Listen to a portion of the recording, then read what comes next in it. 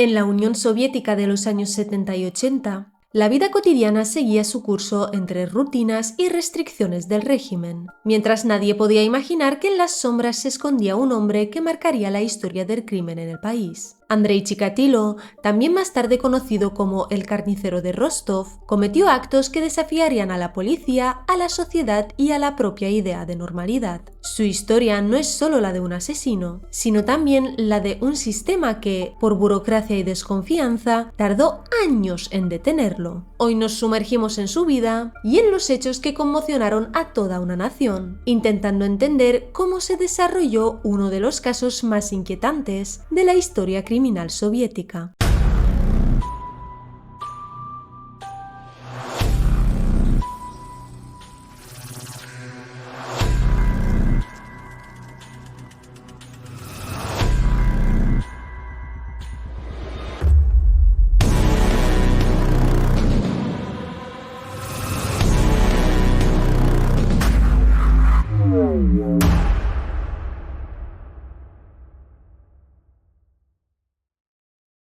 Hola mis bellas criaturas, ¿qué tal? ¿Cómo estáis? Bienvenidos un día más al canal, yo soy Florislava y hoy vamos a hablar sobre un caso que me ha pedido un suscriptor. Un caso que YouTube probablemente va a tratar de esconder como sea porque no le gusta nada que se hable de este caso, así que si quieres que siga trayendo más vídeos como este, no olvides suscribirte y darle a la campanita. Y si además te gusta el vídeo, dale a like y compártelo con tus amigos, que a ti no te cuesta nada y a mí me ayudas un montonazo. Así también vamos creciendo y cada vez poder traeros más casos. Y ya que hoy voy a hablar sobre un caso que ha pedido un suscriptor, si tú también quieres que te traiga algún caso en particular, déjame tus sugerencias en los comentarios y prometo irlos trayendo todos al canal. Y ya os dejo de dar la chapa y vamos por faena, que se vienen curvas, amigos. El caso del que vamos a hablar hoy es ni más ni menos que el de Andrei Chikatilo, también conocido como el carnicero de Rostov o el destripador rojo. A muchos ya os sonará ese nombre, ya que es un caso muy famoso y de hecho considerado uno de los más atroces de toda Rusia. Así que poneros cómodos y preparaos porque este caso es unbelievable.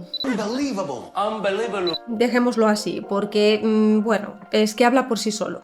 Y a riesgo de citar a Jack el Destripador, vamos por partes. Andrei Romanovich Chikatilo nació el 16 de octubre de 1936 en Yablochnoye, en la actual Ucrania. De bebé había sufrido hidrocefalia, que, por si no lo sabéis, es la acumulación excesiva del líquido cefalorraquídeo en los ventrículos del cerebro, lo que provoca un aumento de presión que incluso puede causar daño cerebral. Y en el caso de Chikatilo, así fue. De más mayor, esto le causó problemas en el tracto urinario, mojar la cama durante la adolescencia y disfunción eréctil.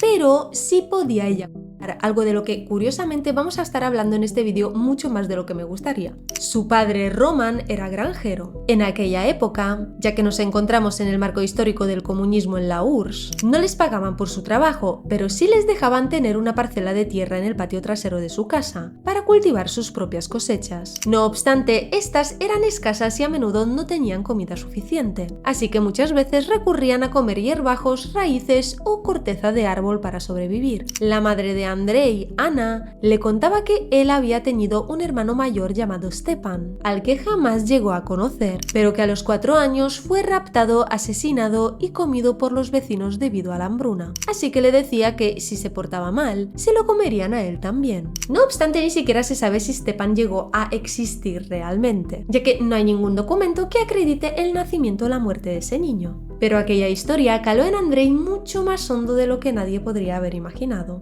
En 1945, Roman, el padre, tuvo que marcharse a la guerra. Durante su ausencia, la madre de Andrei fue violada por un soldado alemán. Tras aquel incidente, se quedó embarazada y dio a luz a su hermana Tatiana. Ya siendo algo más mayor, Andrei aseguraba haber presenciado aquella agresión. Su padre, por su parte, mientras seguía combatiendo en la guerra, fue capturado y retenido como prisionero por el ejército alemán. Una vez le liberaron y pudo volver a casa, en lugar de ser recibido con gratitud por haber sobrevivido, fue avergonzado por su país por haberse dejado capturar. Aquello se hizo mediático y muchos empezaron a asociar el apellido de Chikatilo con cobardía y vergüenza. Así que cuando Andrei iba al colegio, recibía bullying de sus compañeros por supuestamente tener un padre cobarde, algo que hizo que durante un tiempo Andrei dejara de hablar por completo. El chico tenía una marcada miopía, pero se negaba a aceptarla por miedo a que le hicieran aún más bullying, así que se negó a llevar gafas hasta sus 30 años. A los 15 trató de agredir a una amiga de su hermana, que tenía 11 años. Se abalanzó sobre ella y la agarró con fuerza. No obstante, ella corrió repentinamente mientras forcejeaban en el suelo. Rápidamente la soltó y huyó corriendo, ya que sintió vergüenza y humillación. Para más Henry, de alguna manera, sus compañeros del colegio se enteraron de que era impotente y un eyaculador precoz. Y el bullying no hizo más que incrementar. Que no nos entendamos mal, la impotencia provocada por alcoholismo en la antigua Unión Soviética era todo un símbolo de virilidad, obviamente. Pero si no era causada por alcoholismo, pues eras un paria. En 1954 intentó entrar en la universidad para estudiar Derecho, pero fue rechazado. Aunque lo achacaría a llevar el apellido Chikatilo y a no ser aceptado porque su padre era una vergüenza para la URSS, la realidad es que los otros chicos sacaron mejor nota que él y simplemente no dio la talla en el examen de acceso. Así que terminó entrando en una escuela vocacional, donde obtuvo títulos en lengua y literatura, ingeniería y marxismo-leninismo. Y pronto comenzó a trabajar en Rodionovo-Nezvetaiskaya como ingeniero de telecomunicaciones. En 1962, su hermana Tatiana se mudó con él. Estaba preocupada porque estuviera tan encerrado en sí mismo y porque no tuviera relaciones, así que le organizó una cita con una amiga suya, Fallina. Contra todo pronóstico, ambos terminaron gustándose y se casaron en 1963. Tuvieron incluso 2 hijos, Lyudmila en 1965 y Yuri en 1969, a pesar de que Andrei no conseguía tener una reacción fisiológica adecuada cuando trataban de mantener relaciones. Más adelante contaron que Andrei introducía el semen a Fallina con la mano, para así poder concebir a los hijos. Desde fuera tenían una vida que parecía normal. Andrei obedecía a Fallina, parecía muy tímido e incluso sumiso ante ella,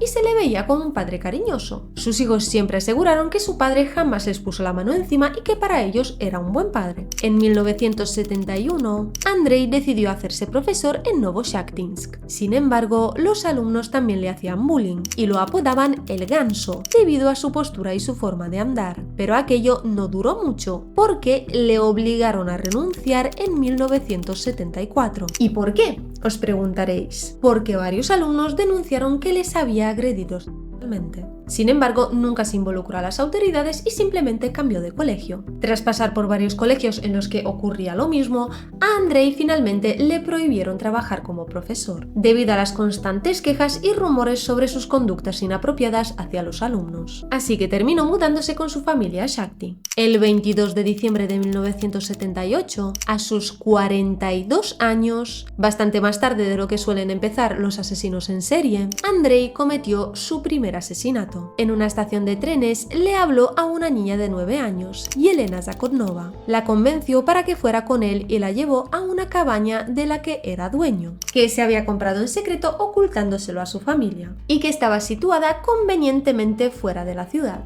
La desnudó con fuerza con la intención de agredirla y le hizo un rasguño del que brotó sangre. Aquello le excitó enormemente, así que la apuñaló y ella al apuñalarla. Ahí descubrió su fuente de placer. Tiró su cuerpo en una zona boscosa cerca del río Grushevka. Un testigo dijo que había visto a Andrei con la chica, pero su esposa le dio una coartada y dijo que estaba con ella en casa. No, me da igual que sea tu pareja, no le puedes encubrir en algo así, no.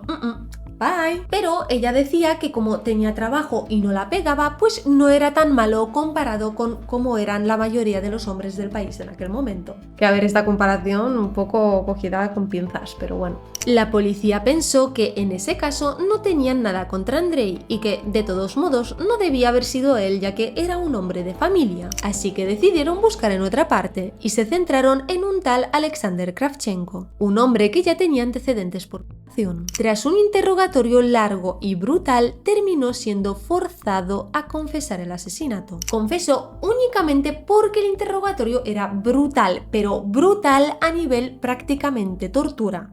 Así que básicamente lo hizo solo para que pararan. Y de hecho, finalmente tuvo un juicio por este crimen, fue declarado culpable y fue ejecutado por esto. Y Andrei no cometió ningún otro crimen que se sepa en los siguientes 3 años. Tal vez porque tuvo miedo al ver que casi lo habían pillado, no lo sé. A estas alturas lo que sí ocurrió es que, como le habían prohibido ser profesor por las constantes quejas y rumores sobre sus conductas inapropiadas hacia los alumnos, encontró otro trabajo como funcionario de abastecimiento para una fábrica. Y ese trabajo le permitía viajar mucho. Y eso le dio la oportunidad de poder volver a matar. Pero esta vez con más seguridad, ya que luego podía irse de allí como si nada. Así que el 3 de septiembre de 1981 asesinó a una chica de compañía de 17 años, Larisa Tkachenko. La llevó a una zona boscosa y, para que no gritara, la amordazó con tierra y hierbas, algo que a partir de ese momento replicaría en sus siguientes crímenes y que se convertiría en uno de sus sellos. Después dejó su cuerpo allí como si fuera basura. Con aquel segundo asesinato ya empezó a sentirse más cómodo y a fijar su modus operandi. Casi un año más tarde, el 12 de junio de 1982, durante otro viaje de negocios, mató a Lyuba Biryuk, de 13 años, tras seguirla desde una parada de autobús. Tras un intento fallido de violación,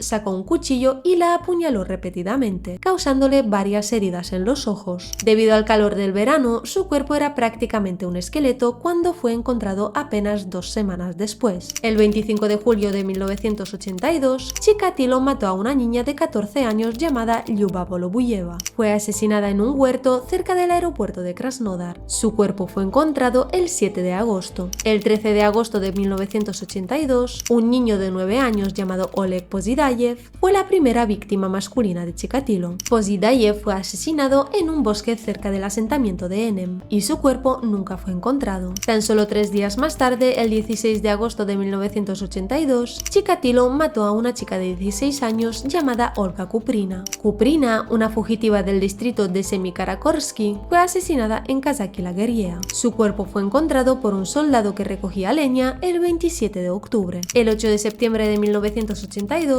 le tocó a una niña vagabunda de 9 años llamada Irina Karabelnikova. Fue atraída desde la estación de Shakti por Chikatilo. Su cuerpo fue encontrado el 20 de septiembre, pero permaneció sin identificar hasta 1985. Tan solo una semana más tarde, el 15 de septiembre de 1982, Chikatilo mató a un chico de 15 años llamado Sergei Kuzmin. Kuzmin se había fugado de un internado. Su cuerpo fue encontrado en un bosque cerca de la estación de Shakti el 12 de enero de 1983. Y el 11 de diciembre de 1982 mató a una niña de 10 años llamada Olga Stalmachenok. La engañó para que bajara de un autobús mientras regresaba a casa después de sus clases de piano en Novoshaktinsk. Su cuerpo fue encontrado en un maizal el 14 de abril de 1983. Su modus operandi estaba muy claro y muy calculado. Se hacía amigo de niños, tanto de chicas como de chicos, o de mujeres en situación de necesidad, normalmente en las estaciones de tren. Los atraía a una zona boscosa o al menos a un lugar aislado y ahí les asesinaba y mutilaba sus cuerpos. En algunos de los casos se comía sus partes íntimas. Algunas incluso las llegaba a arrancar a mordiscos en un ataque visceral, casi animal. A algunas de las niñas les introducía su semen con un palo para simular una violación. A otras víctimas les dejaba sus fluidos echados por encima. A muchas de sus víctimas además les mutilaba labios, lenguas, narices, pezones. El apuñalamiento para él simbolizaba la cópula simbólica. Por eso sus víctimas solían presentar entre 30 y 50 puñaladas. En los primeros casos también les secaba los ojos con un cuchillo, y lo hacía por una leyenda común en su zona, que decía que los muertos conservaban en los ojos la huella de lo último que habían visto antes de morir. Así que al mutilarlos o sacarles los ojos, se aseguraba de que no quedase en ellos ninguna pista de quién era su asesino. A mediados de junio de 1983, Chikatilo mató a una chica de 15 años llamada Laura Sarkisian, una fugitiva de Armenia que fue asesinada en un bosque cerca de un andén ferroviario sin señalizar, cerca de Novocherkassk. En julio de 1983, mató a una niña de 13 años llamada Irina Dunenkova. Dunenkova era una estudiante con discapacidad mental a quien Chikatilo ya conocía antes de su asesinato. Su cuerpo fue encontrado en el Parque de los Aviadores de Rostov el 8 de agosto. Ese mismo mes, Chikatilo mató a una mujer de 24 años llamada Lyudmila Kutsyuba, una madre sin hogar con 2 hijos, que fue asesinada en un bosque cerca de la estación de autobuses de Shakti. Su cuerpo fue encontrado el 12 de marzo de 1984. El 8 de agosto de 1983, un niño de 7 años llamado Igor Gutkov fue la víctima más joven de Chikatilo. Fue asesinado en el Parque de los Aviadores. El verano de 1983, aproximadamente entre julio y agosto, Chikatilo mató a una chica sin identificar de entre unos 18 o 25 años. Afirmó haber encontrado a esta víctima en la estación de autobuses de Novoshakhtinsk, mientras ella intentaba encontrar a un cliente con un coche. Su cuerpo fue encontrado el 8 de octubre. También a mediados de septiembre de 1983, no se sabe el día exacto, Chikatilo mató a una mujer de 22 años llamada Valentina Chuchulina. El cuerpo de Chuchulina fue encontrado el 27 de noviembre en una zona boscosa cerca de la estación de Kirpichnaya. El 27 de octubre de 1983, una joven de 19 años llamada Vera Shevkun fue asesinada en un pueblo minero cerca de Shakhty. Su cuerpo fue encontrado el 30 de octubre. El 27 de diciembre de 1983, un niño de 14 años llamado Sergei Markov desapareció mientras regresaba a casa después de unas prácticas. Su cuerpo fue encontrado cerca de Novocherkassk, el 4 de enero de 1984. A finales de 1983, el número total de víctimas ascendía a 17, de las cuales solo 6 habían sido halladas por la policía. La milicia central de Moscú, preocupada por la cantidad de niños muertos que reportaba la policía, envió al mayor Mikhail Fetisov y a su equipo a Rostov para encargarse de la investigación. Poco después de su llegada, Fetisov revisó la situación y envió un informe mordaz a sus superiores en Moscú, criticando la ineptitud de la policía local y sugiriendo que los 6 asesinatos fueron obra de un solo asesino, obsesionado con el sexo. El cuartel general de Moscú aceptó a regañadientes sus hallazgos, pero no llegó a calificar al autor de asesino en serie, porque ese se consideraba un fenómeno puramente occidental, un término además todavía bastante reciente porque se comenzó a utilizar en los 70, y obviamente inviable en la cultura de la época, porque en la URSS nunca pasa nada malo, y por supuesto no existen los asesinos en serie en la URSS. Eso sería admitir que básicamente el sistema no funcionaba tan bien como lo vendían, y eso no se lo podían permitir, así que barrían todas esas ideas debajo de la alfombra. En la Unión Soviética, las noticias sobre asesinatos brutales o abusos a menores no se hacían públicas, debido al control mediático de la época. No obstante, en este caso sí circulaban rumores sobre estos asesinatos. La gente hablaba de ello aunque los medios no lo hicieran, pero claro, era todo puro de boca en boca. Algunos pensaban que efectivamente había alguien peligroso acechando, mientras que otros culpaban supuestas furgonetas del gobierno que, según decían, secuestraban a niños. Las autoridades, sin embargo, antes de querer admitir que todo podía ser obra de un solo perpetrador, primero culparon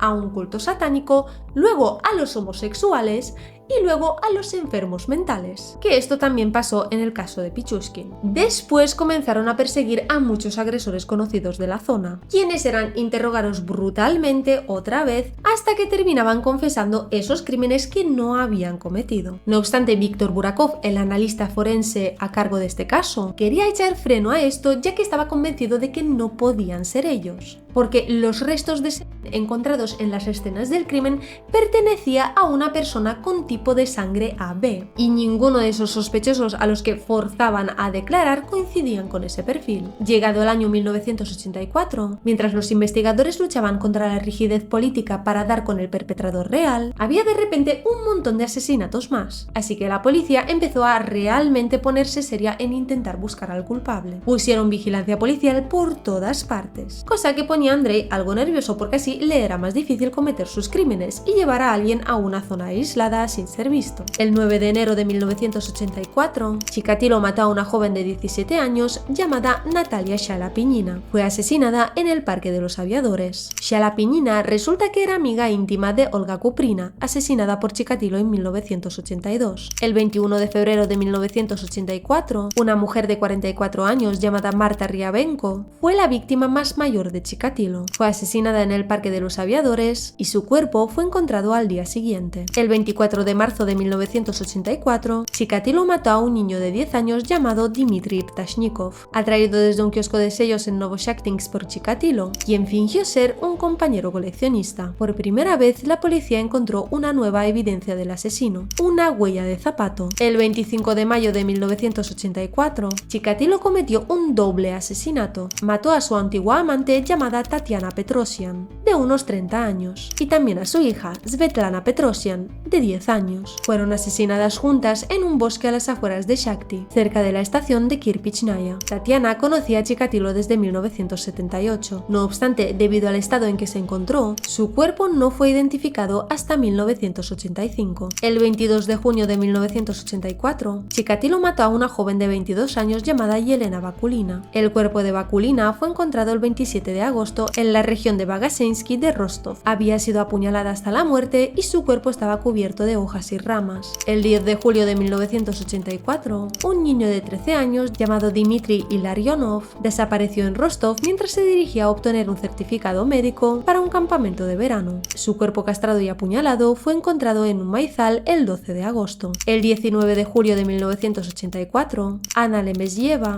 una estudiante, desapareció camino a casa después de una cita con el dentista. Fue asesinada cerca de la estación de Kirpichnaya. El 28 de julio de 1984, Chikatilo mató a una chica de 20 años llamada Sarmita Etsana, originaria de Riga. Su cuerpo fue encontrado el 9 de septiembre de 1984, en el Parque de los Aviadores. El asesinato de Etsana fue la última confesión de Chikatilo. El 2 de agosto de 1984, una joven de 16 años llamada Natalia Golosovskaya desapareció durante una visita a Novoshakhtinsk, donde iba a visitar a su hermana. Fue asesinada en el Parque de los Aviadores. El 7 de agosto de 1984, Lyudmila Alexeyeva, una estudiante de 17 años, fue atraída desde una parada de autobús por Chikatilo, quien se ofreció a guiarla hasta la terminal de autobuses de Rostov. Entre el 8 y el 11 de agosto de 1984, Chikatilo mata a una mujer desconocida de entre 20 y 25 años. Se encontró con esta víctima a orillas del río Chirkik, durante un viaje de negocios a la República Socialista Soviética de Uzbekistán. Su cuerpo decapitado fue encontrado el 16 de agosto, pero nunca fue identificado. El 13 de agosto de 1984, una niña de unos 10 años llamada Akmaral Seidialieva, que era una fugitiva de Alma-Ata, en la República Socialista Soviética de Kazajistán, fue atraída por Chikatilo con engaños de un tren en Tashkent. Luego fue apaleada y apuñalada hasta la muerte en un maizal. El 28 de agosto de 1984, un niño de 11 años llamado Alexander Chepel fue asesinado a orillas del río Don, cerca de donde Alexeyeva fue asesinada. Su cuerpo estrangulado fue encontrado el 2 de septiembre. El 6 de septiembre de 1984, una joven de 24 años llamada Irina Luchinskaya, bibliotecaria de Rostov, desapareció camino a una sauna. Fue asesinada en el Parque de los Aviadores. Andrei empezó a confiarse mucho en aquella época y a no ser tan prudente, y empezó a asesinar a un montón de gente, sin planificar, incluso en sitios públicos donde las probabilidades de que le pillaran eran más altas. Y así, el 14 de septiembre de 1984, Chikatilo fue arrestado por actuar de forma sospechosa en una estación de trenes. Llevaba una maleta en la mano y la otra mano la tenía ocupada bajo la falda de una chica medio dormida, que en cuanto se despertó se la veía muy molesta con él.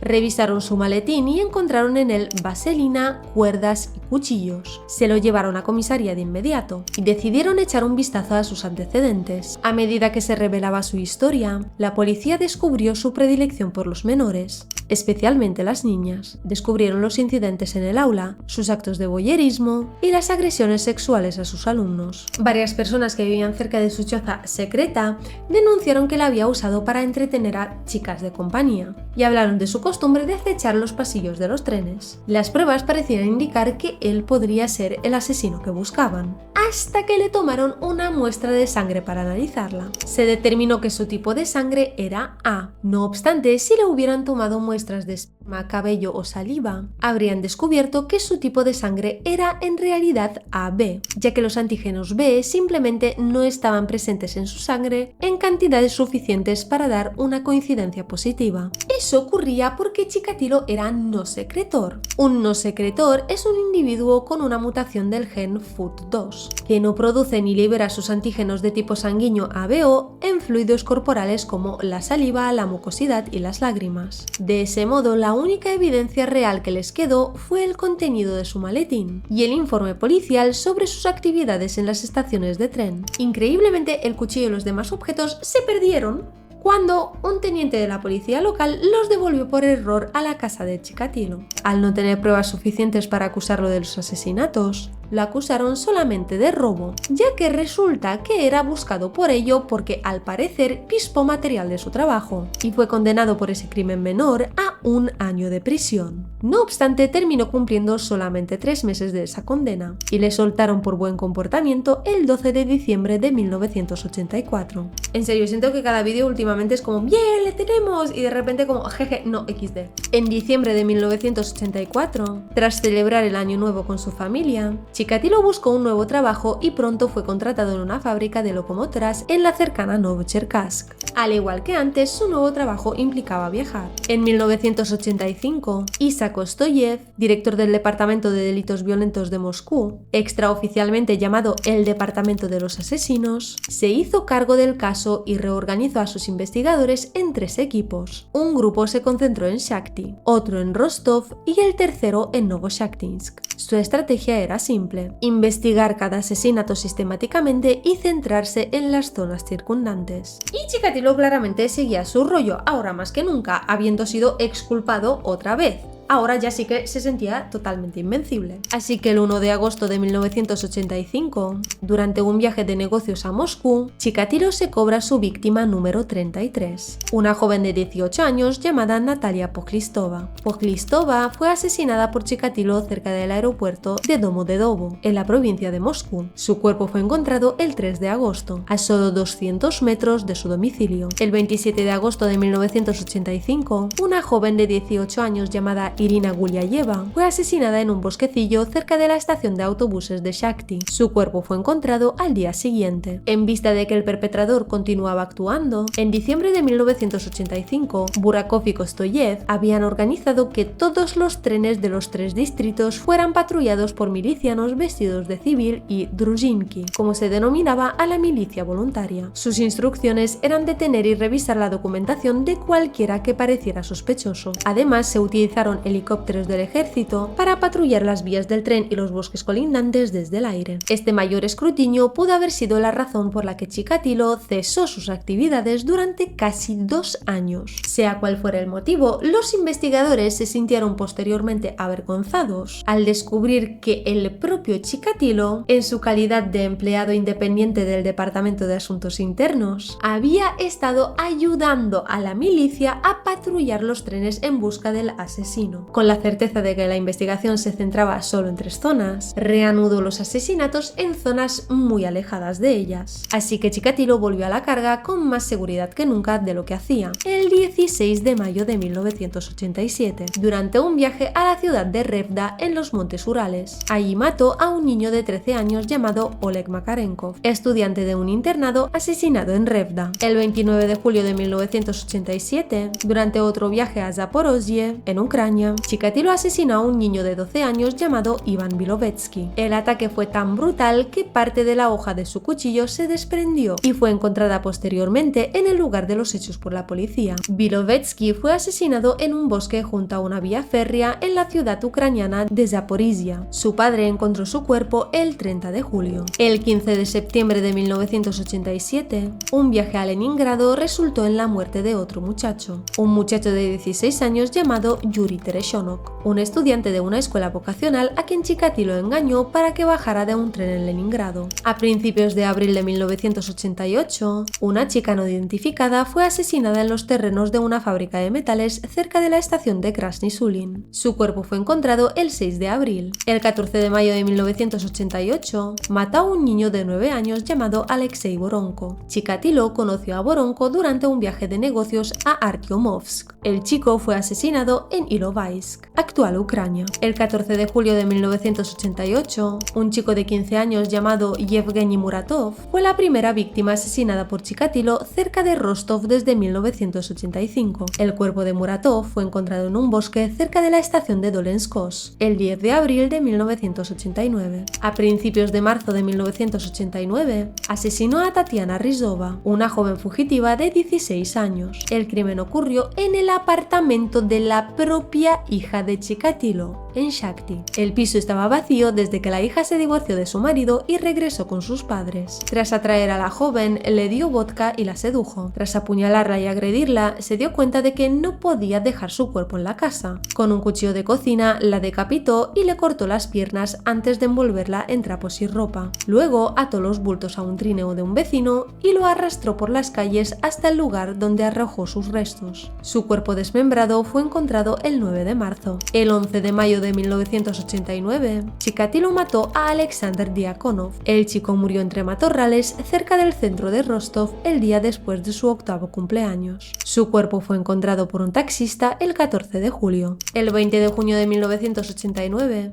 mató a un niño de 10 años llamado Alexei Moiseyev. En sus confesiones, Chikatilo describió a Moiseyev como un chico de Kolchugino, Oblast de Vladimir, a quien llevé de la playa al bosque. El 19 de agosto de 1989, asesinó a Yelena Varga, una joven de 19 años, estudiante de Hungría, que además era madre. La mató mientras se dirigía a la fiesta de cumpleaños de su padre. Al verla en una parada de autobús, se ofreció a acompañarla a casa, pero en lugar de eso, la atrajo hacia el bosque y la apuñaló. Tras extirparle el útero y cortarle parte de la cara, envolvió los restos en su ropa y se fue a la fiesta. El 28 de agosto de 1989, Chikatilo conoció a un niño de 10 años llamado Alexei Kobotov en una tienda de vídeos de Rostov. El chico murió a causa de múltiples puñaladas y Chikatilo lo enterró en una tumba vacía del cementerio de Rostov. Durante el año 1989, cuando la policía recuperaba los cuerpos, empezaron a darle más importancia al hecho de que a muchos les faltaban partes del cuerpo. Pero no en plan obvio, sino que a muchas mujeres, por ejemplo, les faltaban el útero y los pezones, y los hombres tenían los genitales y en ocasiones la lengua cercenada o mordida. Llegado 1990, Chikatilo continuaba con sus crímenes con total libertad. El 14 de enero de ese mismo año, un niño de 11 años llamado Andrei Kravchenko fue secuestrado en las calles cercanas a su casa en Shakti. Su cuerpo emasculado fue encontrado en el bosque el 19 de febrero. El 7 de marzo de 1990, un niño de 10 años llamado Yaroslav Makarov desapareció de la estación de tren de Rostov mientras faltaba a la escuela. Makarov fue asesinado en el jardín botánico de Rostov. Su cuerpo sin lengua ni órganos sexuales fue encontrado al día siguiente. En abril de 1990, una mujer de 31 años llamada Lyubov Zyuyeva se encontró con Chikatilo mientras viajaba de Novocherkassk a Shakti. Su cuerpo esqueletizado fue hallado en un bosque cerca de la estación de Dolenskos el 24 de agosto. El 28 de julio de 1990, Chikatilo atrajo a un niño de 13 años llamado Víctor Petrov desde la estación de Rostov-Glavne, donde el niño y su familia habían decidido esperar un autobús matutino. Fue asesinado en el jardín botánico de Rostov, a pocos metros del lugar donde Makarov fue asesinado. El 14 de agosto de 1990, un niño de 11 años llamado Ivan Fomin fue asesinado en la playa municipal de Novocherkassk cuando se adentró en un matorral para cambiarse de ropa. Fue castrado y apuñalado 42 veces. Su cuerpo fue encontrado el 17 de agosto. El 17 de octubre de 1990, un joven de 16 años llamado Vadim Gromov,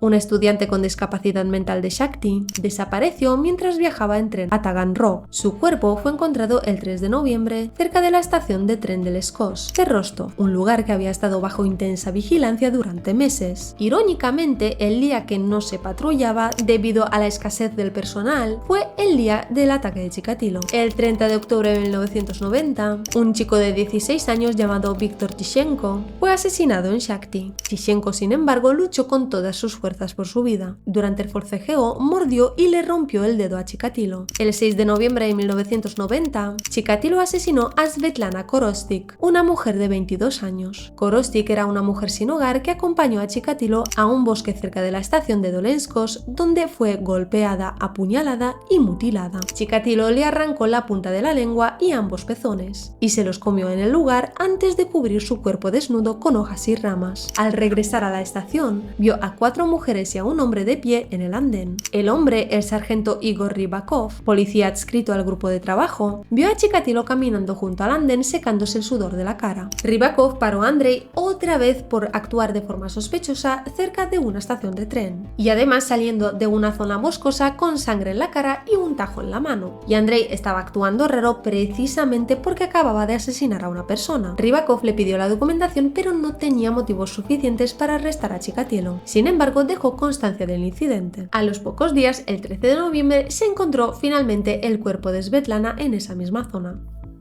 Ahora que había constancia de un hombre saliendo de ahí de manera sospechosa, le pusieron finalmente vigilancia a Chikatilo. Empezaron a seguirle y a buscar un motivo para poder detenerle. El 20 de noviembre de 1990, Chikatilo estaba en el trabajo. Como le dolía mucho el dedo vendado, mordido por una de sus víctimas, salió del trabajo y fue a una clínica cercana para hacerse radiografías. Tras recibir tratamiento para el dedo que tenía fracturado, regresó a casa. Poco después de llegar, salió a comprar cerveza. De camino, intentó hablar con un niño, pero se asustó al acercarse una mujer. Siguió caminando hasta encontrarse con otro niño con el que conversó hasta que su madre lo llamó. Mientras seguía caminando, 3 hombres con chaquetas de cuero se le acercaron y se identificaron como policías. Uno de ellos lo esposó y le dijo que estaba arrestado. Fue trasladado a la oficina de Mikhail Fetisov en la sede regional del Departamento de Asuntos Internos. Chikatilo, quien no intentó resistirse al arresto, no habló durante todo el trayecto. Una vez atrapado, le dicen a Chikatilo que es sospechoso de haber asesinado a 36 víctimas. De las 53 que os he mencionado,